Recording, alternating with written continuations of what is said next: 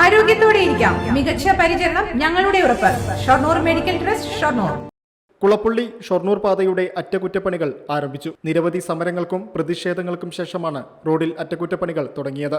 കുഴികളുള്ള ഭാഗങ്ങളിൽ മാത്രമാണ് അറ്റകുറ്റപ്പണി നടത്തി ഗതാഗത യോഗ്യമാക്കുക. മഴയില്ലെങ്കിൽ ഉടൻ ടാറിംഗ് പൂർത്തിയാക്കുമെന്ന് അസിസ്റ്റന്റ് എഞ്ചിനീയർ ജിതിൻ അറിയിച്ചു. 25 ലക്ഷം രൂപയുടെ അറ്റകുറ്റപ്പണികളാണ് ഇപ്പോൾ നടക്കുന്നത്.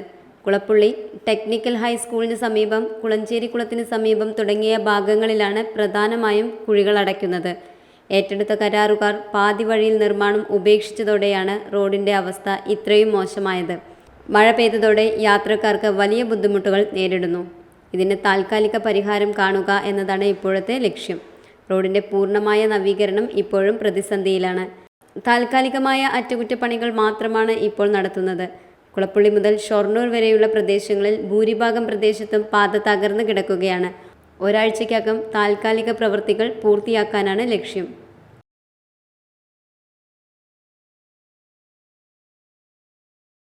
Time kids pre school, Mannannur road, Vaniyamkulam. Dot view news. കാഴ്ചകളാണ് ലോകം. കണ്ടു തുടങ്ങുക.